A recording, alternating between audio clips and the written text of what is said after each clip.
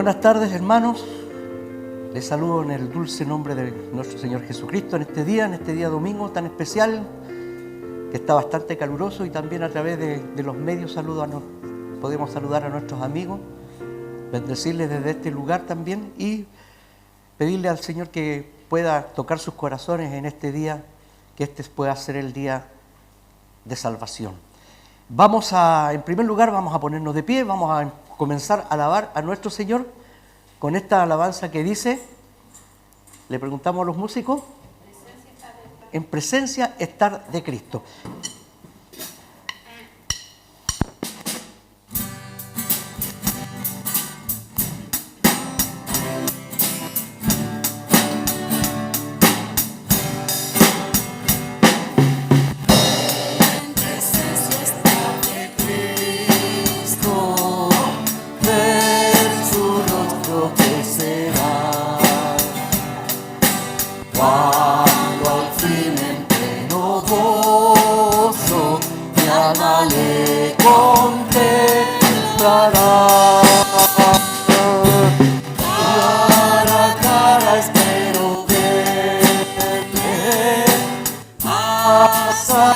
Del cielo azul, cara a cara en plena gloria, he de ver a mi Jesús. Con los brazos lo veo,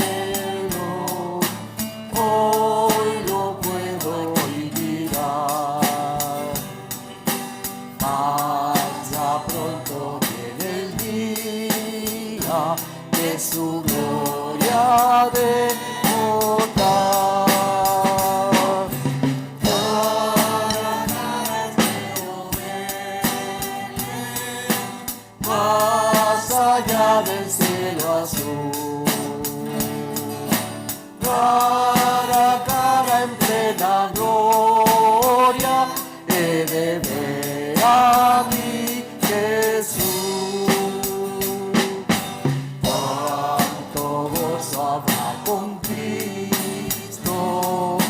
Cuando no haya más dolor, cuando cesen los peligros y ya estemos en su amor.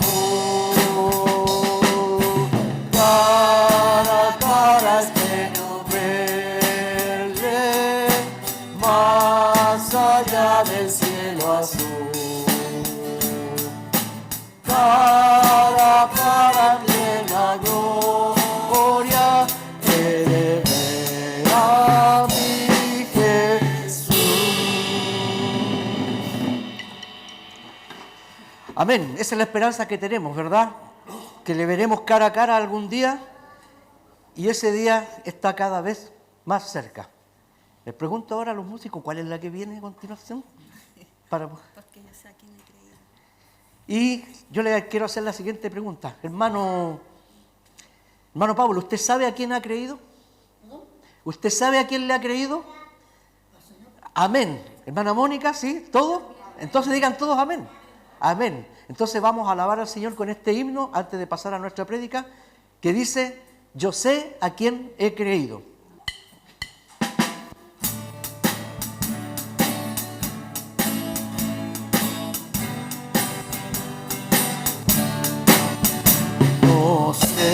Porque la gracia del Señor me hizo conocer, y sé porque su salvación me dio, y salvo soy por él. Mas yo sé a quien he creído, y es poderoso para guardarme, y en el celo y glorioso iré a morar con él. No sé por qué la gracia del Señor en mí por fe se demostró, y sé porque si solo creo en él la paz encontraré. Mas yo sé a quien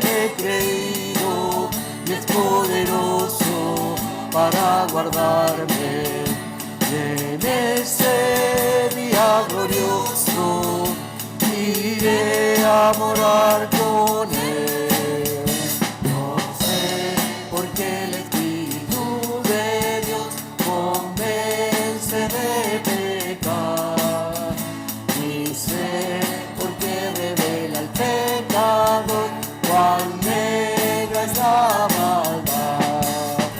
Maldito sea quien he creído y es poderoso para guardarme. En ese día glorioso iré a morar con Él. Amén. Todos esperamos ese día glorioso, naturalmente que sí. Bien, vamos a ahora continuar con nuestro estudio, una serie de estudios bastante interesantes, ¿ya? Y que está basado en la profecía del siglo XXI. Nosotros sabemos que ya la profecía se cumplió absolutamente toda, por tanto, la única percepción que está quedando es que el Señor va a venir en cualquier minuto, ¿cierto? Están todos ya con sus lapicitos, con las hojas. Hermano, no se preocupe si no alcanza a anotar alguna cosa una vez que la transmisión termine, que yo voy a repasar completo de arriba abajo para que vayan terminando sus hojitas, ¿ya? Lo más importante también ahora es que vayan poniendo atención. Y repito lo que dije al comienzo, que la política está definida como la ciencia o el arte, dicen algunos, de gobernar.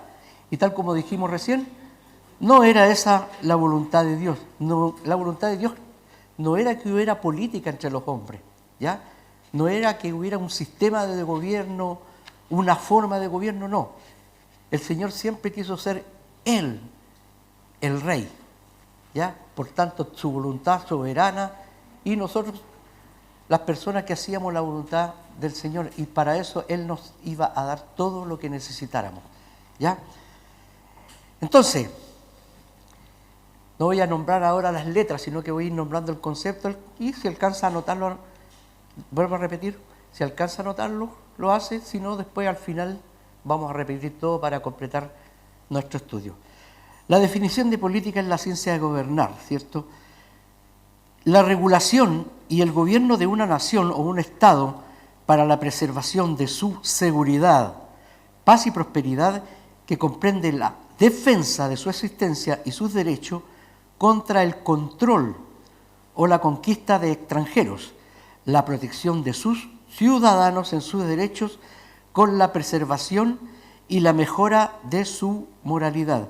Quería hacer un pequeño comentario de algo que me llama la atención en lo mismo que en los versículos que estuvimos viendo. El versículo 3, por favor, si puedes poner de la 2 Samuel 23.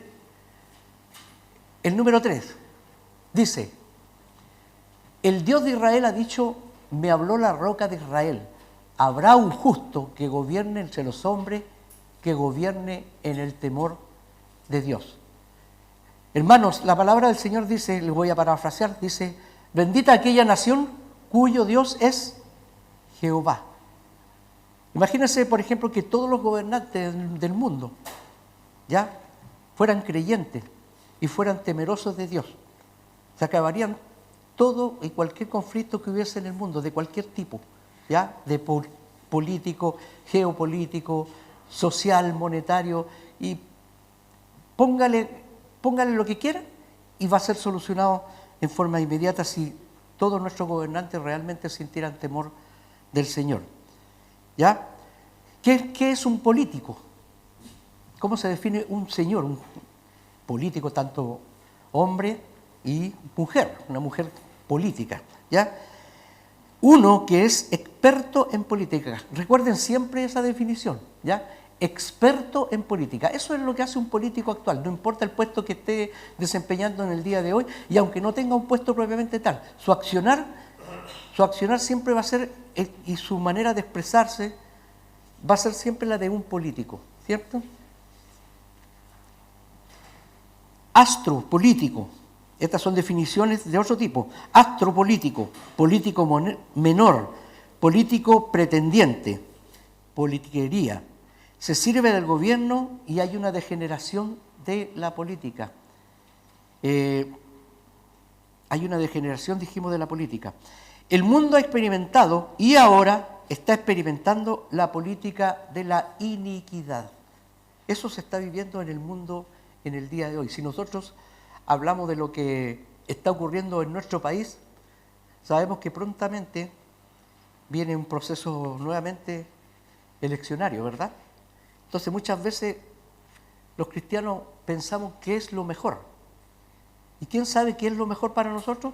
Dios sabe lo que es mejor para nosotros. Por lo tanto, cuando también tenemos la posibilidad de ir a votar, bueno, antes de oremos. Señor, ¿cuál es tu voluntad? ¿Qué es lo que tú quieres? ¿Qué quieres que pase? No se olviden que a los reyes, a los jefes de Estado, a los primeros ministros, los pone el Señor. ¿Y qué le manda al pueblo de Dios? Que se respete a las autoridades porque Él las ha puesto ahí. Independiente que la autoridad no crea, que sea ateo o lo que sea, o que tenga otro tipo de dioses. Esa persona está puesta porque el Señor la puso ahí. Si el Señor quiere poner a otra persona, pondrá a otra persona. Es cosa de Él. Pero el Señor tiene un propósito para toda y cada una de las cosas que hace. ¿Ya?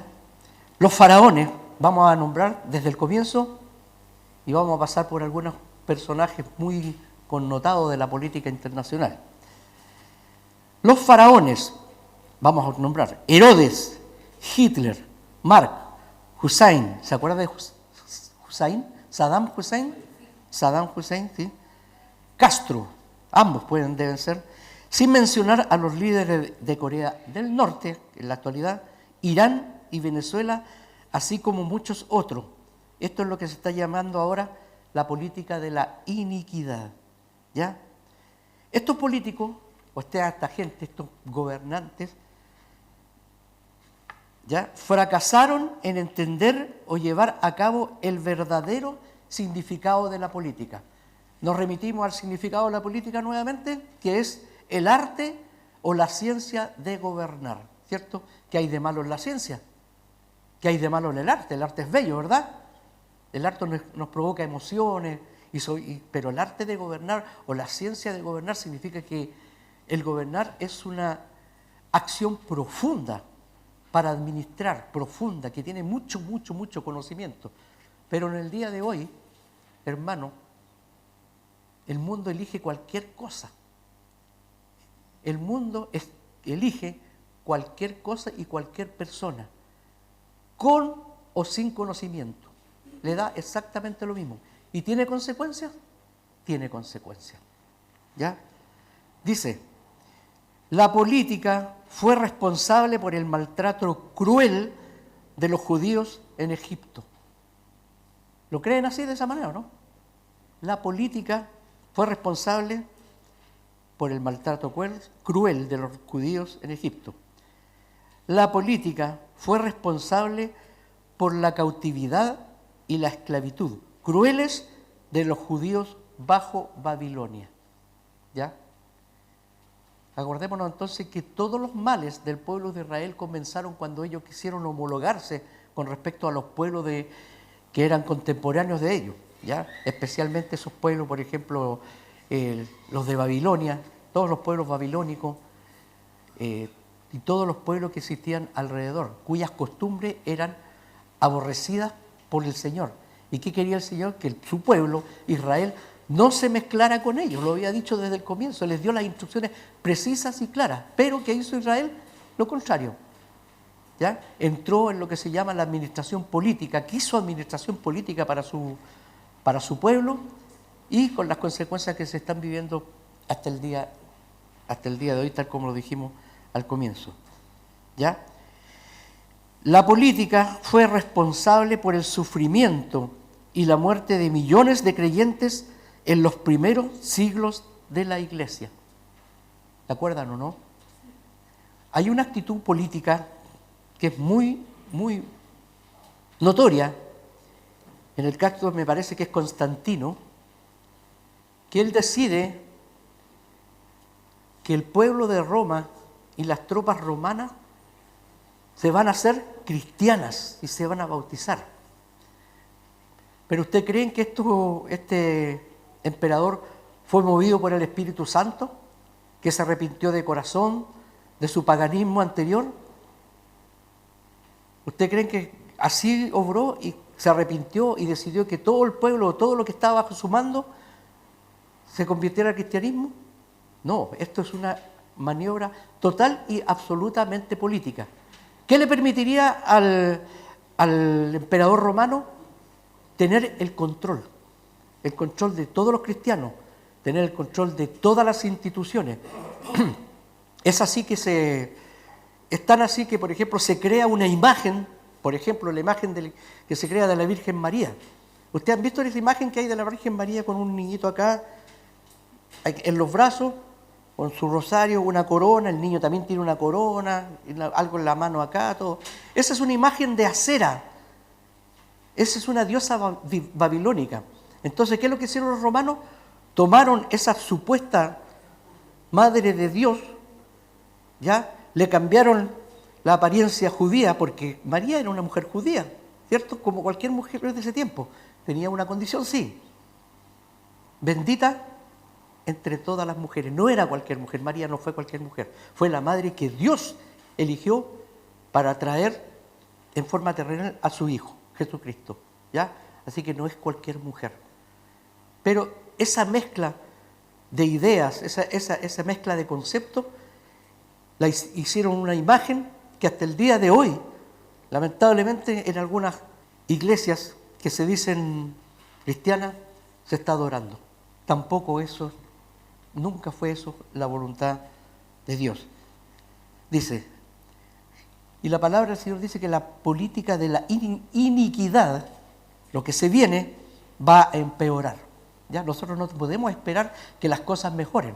Aparentemente va a haber un momento en la historia de la humanidad que va a haber entendimiento, va a haber un tiempo de paz, pero nosotros sabemos que eso es una paz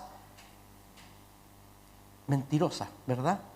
Cuando esté el gobierno ya del anticristo, una paz mentirosa.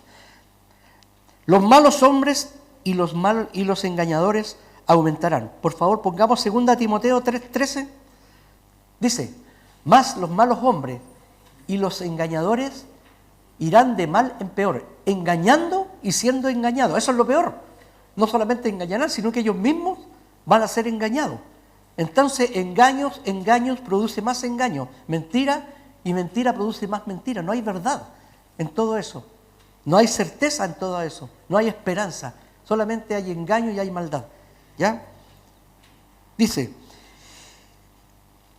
y el hecho de ir de mal en peor significa que empeorarán y crecerán. La política traerá gran dificultad a Israel. Lo estamos viendo en el tiempo de hoy también, ¿verdad? ¿Sí o no?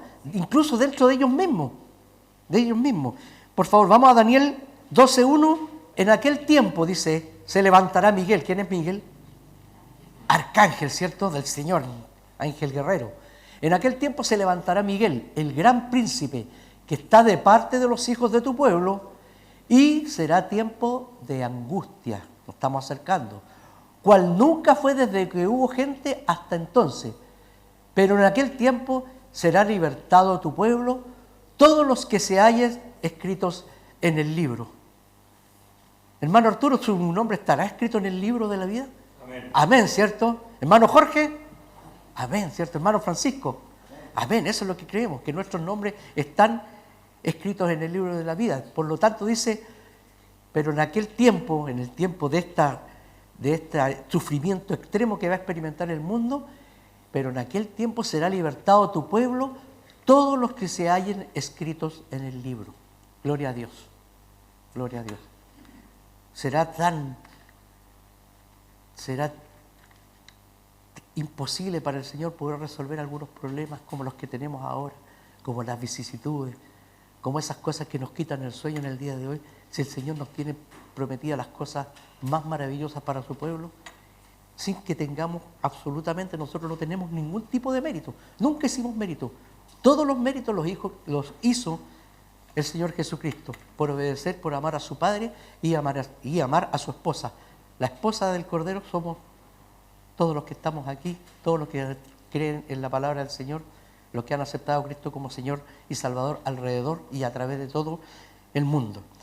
Dice, vamos también a Jeremías 30, del 1 al 7. Lo mismo que estuvimos leyendo, y yo ya, vamos al comienzo, vamos al número 3. Dice, vamos a leer nuevamente, estos son nuestros versículos clave.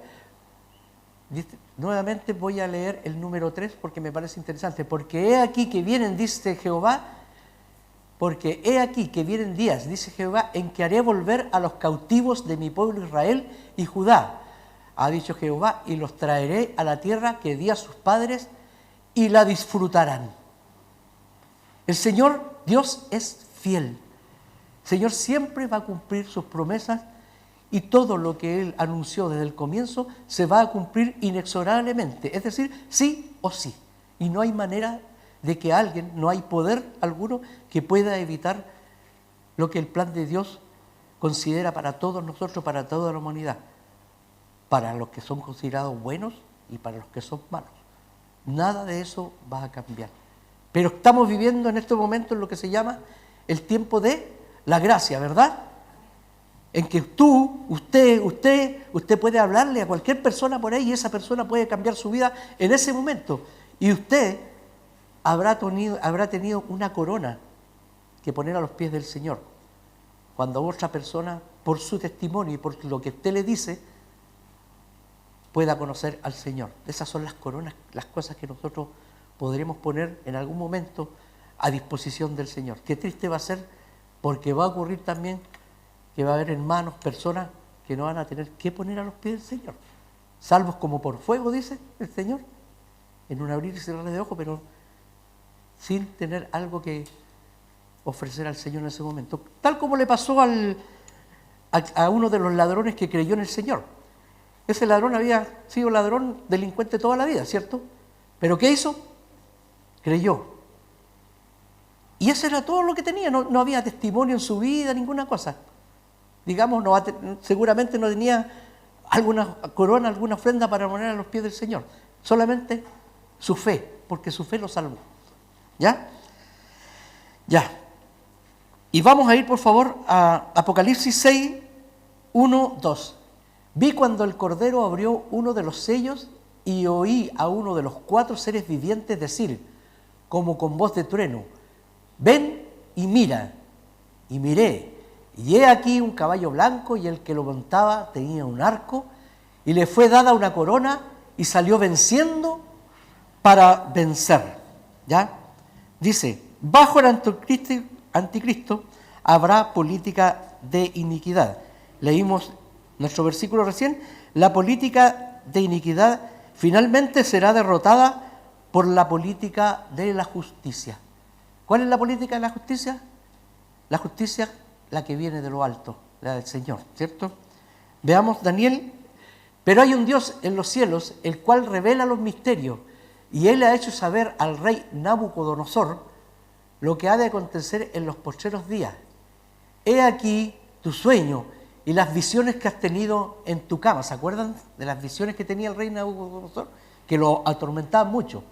Estando tú, oh rey, en tu cama, te vinieron pensamientos por saber lo que había de ser en lo porvenir, y el que revela los misterios te mostró lo que ha de ser. Y a mí me ha sido revelado este misterio. Está hablando de Daniel, ¿cierto? No porque en mí haya más sabiduría que en todos los vivientes, sino para que se dé a conocer al rey la interpretación y para que entiendas los pensamientos de tu corazón. Tú, oh rey, veías aquí una gran imagen. Esta imagen, que era muy grande y cuya gloria era muy sublime, estaba en pie delante de ti y su aspecto era terrible. La cabeza de esta imagen era de oro fino, su pecho y sus brazos de plata, su vientre y sus muslos de bronce, sus piernas de hierro, sus pies en parte de hierro y en parte de barro cocido. Estaban mirando hasta que una piedra fue cortada, no con mano, e hirió a la imagen en sus pies de hierro y de barro cocido y los desmenuzó. Entonces fueron desmenuzados también el hierro, el barro cocido el bronce, la plata y el oro. Y fueron como tamo de las eras del verano.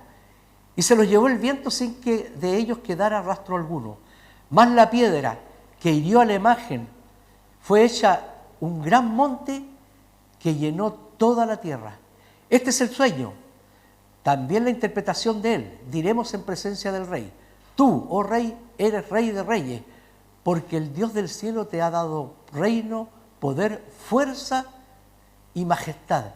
Y donde quiera que habitan hijos de hombre, bestias de campo y aves del cielo, Él los ha entregado en tu mano y te ha dado el dominio sobre todo. Tú eres aquella cabeza de oro, y después de ti se levantará otro reino inferior al tuyo, y luego un tercer reino de bronce, el cual dominará sobre toda la tierra. Y el cuarto reino, vamos a ir terminando ya, como hierro desmenuza y rompe todas las cosas, desmenuzará y quebrantará todo. Y lo que viste de los pies y los dedos, en parte de barro cocido, de alfarero y en parte de hierro, será un reino dividido. Más habrá algo en él de la fuerza del hierro, así como viste hierro mezclado con barro cocido. Y por ser los dedos de los pies en parte de hierro y en parte de barro cocido, el reino será en parte fuerte y en parte frágil. Así como viste el hierro mezclado con barro, se mezclarán por medio de alianzas humanas, pero no se unirán el uno con el otro, como el hierro no se mezcla con el barro. En los días de estos reyes, el Dios del cielo levantará un reino que no será jamás destruido, ni será el reino dejado a otro pueblo. Desmenuzará y consumirá a todos estos reinos, pero Él permanecerá para siempre. De la manera que viste del monte fue cortada una piedra, no con mano, la cual desmenuzó el hierro y el bronce, el barro, la plata y el oro. El gran Dios ha mostrado al rey lo que ha de acontecer en lo venir, y el sueño es verdadero y fiel su interpretación. ¿Ya? El Señor mostraba al rey Nabucodonosor. Sabemos que el rey Nabucodonosor al comienzo tenía el gran concepto de sí mismo, que él era prácticamente el rey de toda la tierra, ¿verdad? Cuando Dios, el Señor, entró a tratar con él, ya sabemos las cosas que le pasaron, ¿se acuerdan? Cuando andaba viviendo igual que un cerdo, ¿ya? Y después Dios le recupera toda su gloria, todo su poder, y Dios le llama mi siervo Nabucodonosor. Vale decir, el Señor toma a quien Él quiere, como quiere, y hace lo que quiere. No importa que sea esclavo, no importa que sea lo más mísero, no importa que sea lo más preeminente que hay en el mundo, ya sea un rey como Nabucodonosor. Seguramente, en el tiempo de Nabucodonosor, él era el rey más poderoso que había sobre todo el mundo antiguo, sobre todo el mundo antiguo. Y era un rey jactancioso. La palabra dice que a él le gustaba subirse a lo más alto de su palacio, desde las almenas, y de ahí contemplaba el mundo. Y seguramente se decía, mire todo lo que he hecho, qué grande soy, qué poderoso soy, mire todo esto, lo que he conseguido, ¿verdad? Pero no le daba la gloria al verdadero, al que le había dado todas esas cosas. Por supuesto que después le conoció y Dios lo usó para sus propósitos, ¿ya? Dice, la política de iniquidad finalmente será derrotada, tal como dijimos recién en Daniel, el capítulo 2, lo que estuvimos leyendo, por la política de la justicia. Ya lo fuimos analizando de esa manera, lo fuimos viendo de esa manera. El rey tuvo un sueño, pero no pudo recordarlo. Sus sabios no podían contarle el sueño, ¿se acuerdan, no? Muy parecido a lo que pasó también con José en Egipto, ¿verdad? ¿Se acuerdan o no?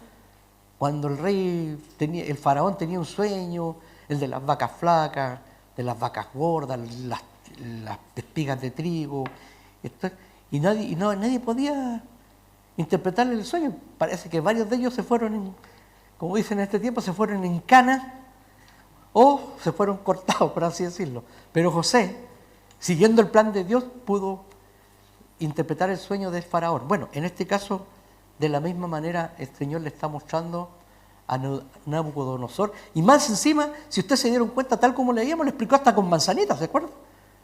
Los pies de barro, los dedos de barro mezclado con hierro. Y no sé si se dieron cuenta que la descripción empezó desde arriba, ¿cierto?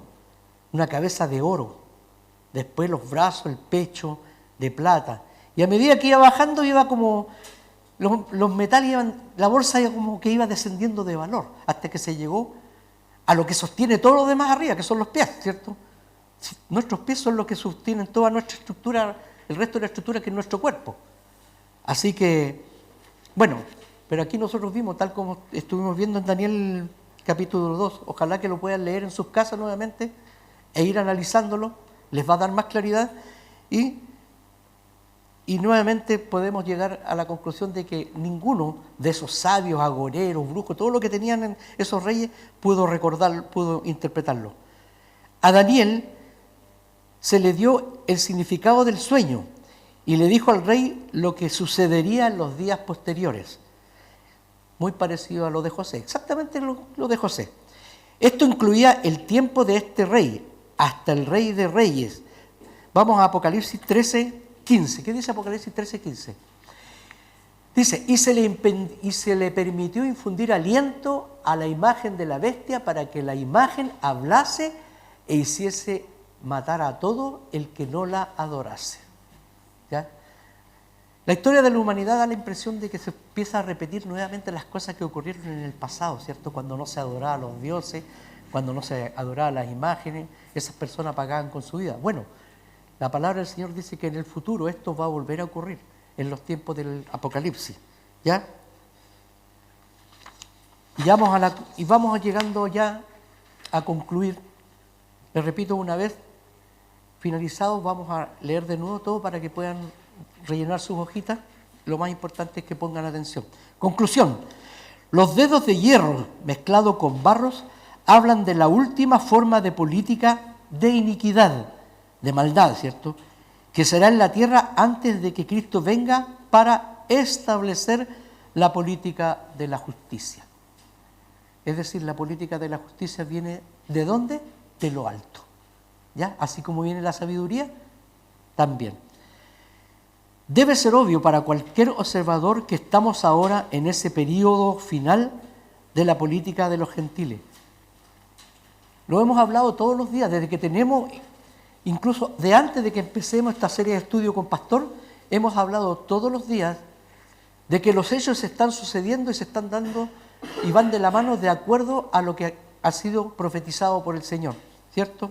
Repito, los 10 dedos de hierro mezclados con barro hablan de la última forma de política de iniquidad que será en la tierra, antes de que Cristo venga para establecer la política de la justicia.